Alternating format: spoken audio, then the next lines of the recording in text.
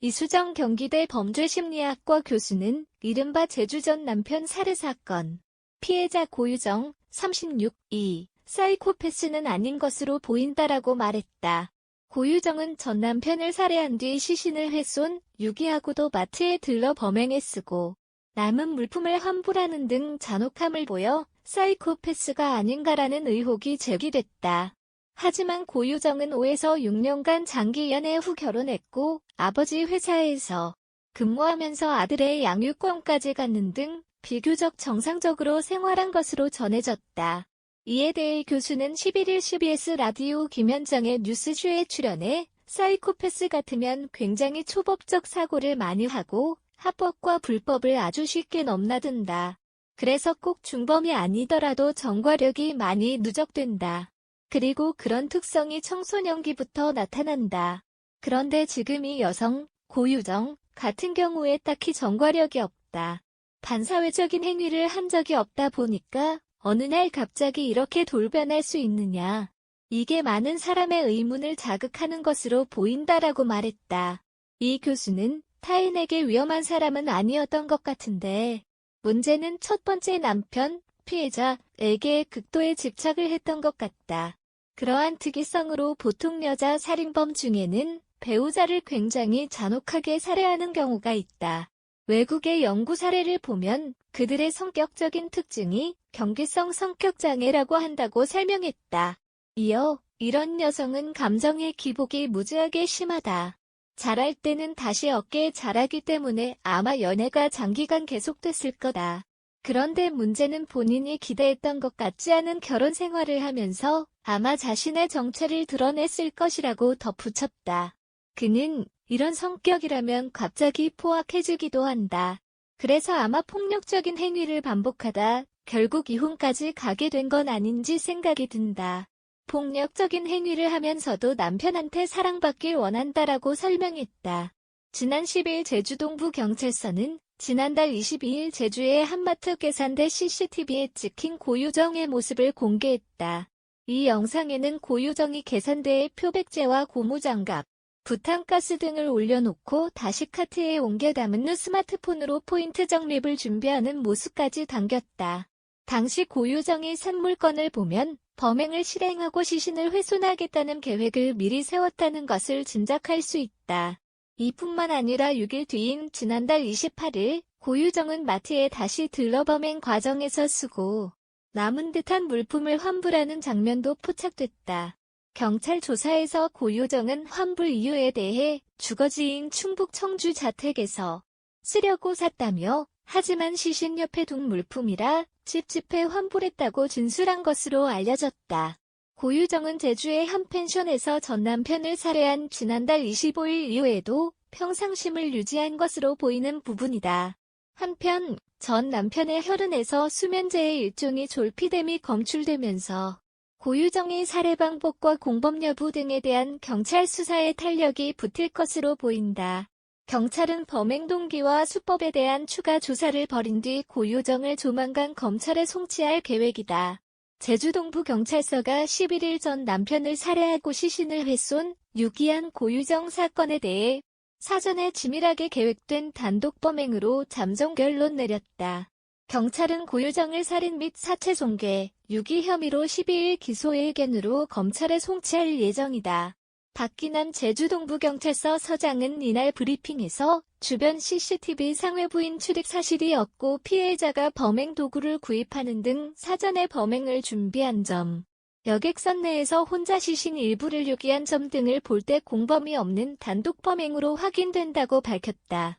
이어 피해자는 우발적 범행임을 주장하고 있으나 범행 전에 범행과 관련된 단어들을 인터넷에서 검색했고 범행 도구를 마트와 온라인을 통해 구매하였으며 시신을 처리하고 범행 현장을 청소한 사실 등에서 사전에 치밀하게 계획된 범행으로 판단된다고 덧붙였다.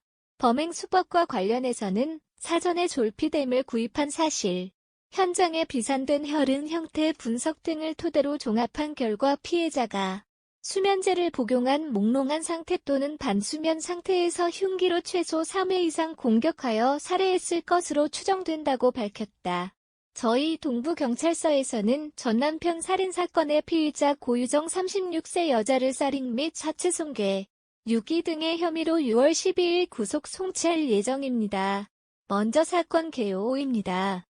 피의자는 2019년 5월 25일 20시부터 21시 16분경 사이 제주시 소재 펜션에서 전 남편인 피해자 K씨 36세를 흉기로 찔러 살해한 후 5월 27일 11시 30분경 펜션을 나올 때까지 피해자의 시신을 훼손하여 5월 28일 21시 30분부터 21시 37분경 사이 완도행 여객선에서 시신 일부를 바다에 유기하였습니다.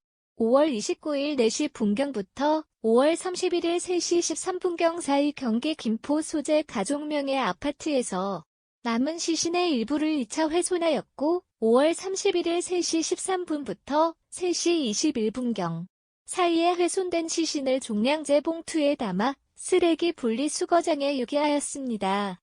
피해자 특정 및 검거 과정입니다. 피해자가 5월 21일 펜션에 입실하여 나가는 장면이 주변 CCTV로 확인되지 않는 점, 펜션 내부 감식 및 루미놀 검사 결과 혈흔 반응이 확인되는 점에서 피의자에게 용의점이 있다고 판단하였고 6월 1일 피의자 주거지 주변에서 잠복하던 중 피해자가 쓰레기 수거장에서 혈흔이 피해자의 것으로 확인되어 피의자를 긴급 체포하였습니다. 다음은 공범 유무입니다. 피해자는 체포 당시 단독 범행을 주장하였으나 체격이 작은 여성 피해자가 남성을 살해하였고 피해자의 시신을 훼손한 후 옮긴 점 등의 의문이 있어 공범 연루 가능성을 집중 수사하였습니다. 범행 시간대 피해자의 휴대전화 사용 내역 및 위치 추적 결과 피해자가 수면제 및 범행 도구 구입 등 사전 범행을 준비한 점, 체포 시까지 동행인이 없었던 점, 여객선 내에서 혼자 시신 일부를 유기하는 장면이 확인되는 점 등으로 볼 때 공범은 없는 것으로 확인되고 있습니다. 다음은 살해 추정 일시입니다. 피해자가 5월 25일 20시경 펜션에서 부친과 마지막으로 통화한 사실과 21시 16분경 피해자의 휴대폰이 꺼진 사실이 확인되고 그 사이 걸려온 전화에 피해자가 제대로 응답하지 못한 점, 피해자에게 투약되었다고 보이는 약물이 약 5분 만에 효과가 나타나는 점, 피해자의 진술 등을 토대로 분석한 결과 범행 시간은 5월 25일 20시부터 21시 16분경 사이로 판단하고 있습니다. 다음은 계획 범죄 여부입니다. 피해자는 우발적 범행임을 주장하고 있으나 범행 전에 범행과 관련된 단어들을 인터넷에서 검색하였고 이게 범행 보름 전부터 검색한 기록이 나타나고 있습니다. 제주도 입도 전인 5월 17일 주거지에서 약 20km 떨어진 병원, 약국에서 졸피뎀 성분의 수면제를 처방받아 구매하는 등 범행 도구를 마트와 온라인을 통해 구매하였습니다. 차량을 주거지에서 제주도까지 가져와 시신을 싣고 되돌아간 점, 범행 현장을 청소한 사실, 피해자의 시신을 발견하기 어렵도록 훼손한 후 여러 장소에 유기한 점 등에서 사전에 치밀하게 계획된 범행으로 판단하고 있습니다. 다음은 범행 수법입니다. 피해자는 구체적 범행 수법에 대하여 진술을 회피하고 있으나 피해자가 체격 차이가 큰 피해자를 정상적인 방법으로 제압하기는 쉽지 않았을 점, 사전에 졸피뎀을 구입한 사실, 현장에 비산된 혈흔 형태 분석 등을 토대로 종합한 결과 피해자가 수면제를 복용한 몽롱한 상태 또는 반수면 상태에서 피해자를 흉기로 최소 3회 이상 공격하여 살해하였을 것으로 추정됩니다. 범행 동기입니다. 피해자는 체포 당시부터 피해자가 성폭행을 하려고 하자 이에 대항하는 과정에서 피해자를 살해하게 된 것이라고 주장하고 있으나 범행 수법 등을 인터넷에서 사전에 검색하고 범행 도구를 사전에 구입하거나 준비한 점 등으로 볼 때 피해자의 주장은 허위로 판단됩니다. 프로파일러 투입 결과 피해자가 전 남편인 피해자와 자녀의 면접 교섭으로 인해 재혼한 현재 남편과의 결혼 생활이 깨질 수도 있다고 생각하는 등 피해자의 존재로 인해 갈등과 스트레스가 계속될 것이라는 극심한 불안 때문에 범행하였을 가능성이 있다고 판단됩니다. 다음은 증거 관계입니다.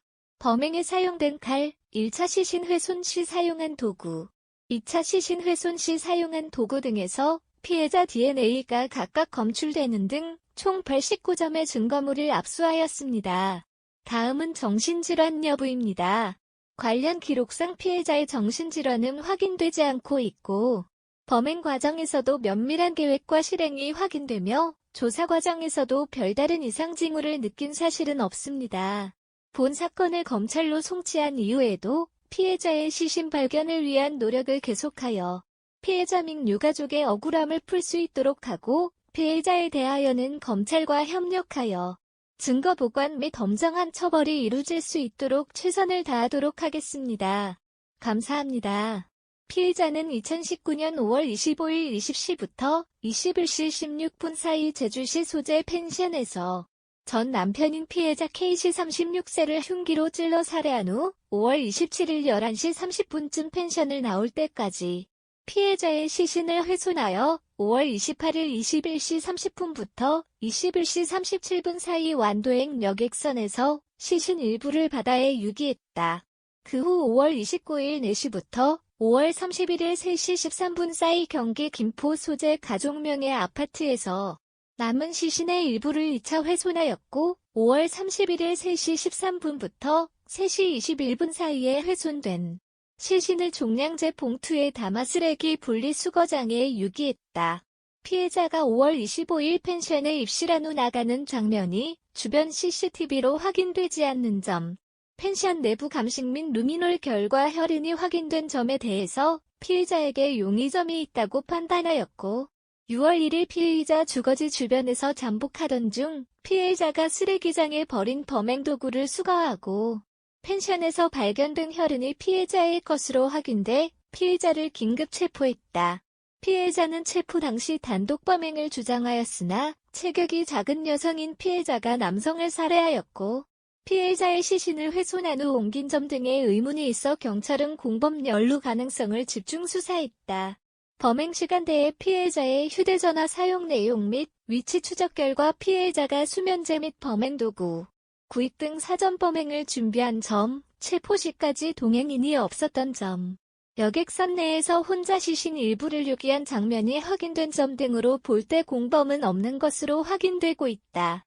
피해자가 5월 25일 20시쯤 펜션에서 부친과 마지막으로 통화한 사실과 21시 16분 피해자의 휴대폰이 꺼진 사실이 확인되고 그 사이 걸려온 전화에 피해자가 제대로 응답하지 못한 점, 피해자에게 투약되었다고 보이는 약물이 약 5분 만에 효과가 나타나는 점, 피해자의 진술 등을 토대로 분석한 결과 범행 시간은 5월 25일 20시부터 21시 16분경 사이로 판단하고 있다. 피해자는 우발적 범행임을 주장하고 있으나 범행 전에 범행과 관련된 단어들을 인터넷에서 검색하였고 이게 한 범행 보름 전부터 검색한 기록이 나타나고 있다. 제주도 입도 전인 5월 17일 주거지에서 약 20km 떨어진 병원 약국에서 졸피뎀 성분의 수면제를 처방받아 구매하는 등 범행 도구를 마트와 온라인을 통해 구매했다. 경찰은 차량을 주거지에서 제주도까지 가져와 시신을 싣고 되돌아간 점, 범행 현장을 청소한 사실, 피해자의 시신을 발견하기 어렵도록 훼손한 후 여러 장소에 유기한 점 등에서 사전에 치밀하게 계획된 범행으로 판단하고 있다. 피해자는 구체적 범행 수법에 대하여 진술을 회피하고 있으나 피해자가 체격 차이가 큰 피해자를 정상적인 방법으로 제압하기는 쉽지 않았을 점, 사전에 졸피뎀을 구입한 사실, 현장에 비산된 혈흔 형태 분석 등을 토대로 종합한 결과 피해자가 수면제를 복용한 몽롱한 상태 또는 반수면 상태에서 피해자를 흉기로 최소 3회 이상 공격하여 살해하였을 것으로 추정한다. 피해자는 체포 당시부터 피해자가 성폭행을 하려고 하자 이에 대항하는 과정에서 피해자를 살해하게 된 것이라고 주장하고 있으나 범행 수법 등을 인터넷에서 사전에 검색하고 범행 도구를 사전에 구입하거나 준비한 점 등으로 볼 때 피해자의 주장은 허위로 판단된다. 프로파일러 투입 결과 피해자가 전 남편인 피해자와 자녀의 면접 교섭으로 인해 재혼한 현재 남편과의 결혼 생활이 깨질 수도 있다고 생각하는 등 피해자의 존재로 인해 갈등과 스트레스가 계속될 것이라는 극심한 불안 때문에 범행하였을 가능성이 있다고 판단된다. 범행에 사용된 칼, 1차 시신 훼손 시 사용한 도구, 2차 시신 훼손 시 사용한 도구 등에서 피해자 DNA가 각각 검출되는 등 89점의 증거물을 압수했다. 정신질환 여부는 관련 기록상 피해자의 정신질환은 확인되지 않고 있고, 범행 과정에서도 면밀한 계획과 실행이 확인되며 조사 과정에서도 별다른 이상 징후를 느낀 사실은 없다.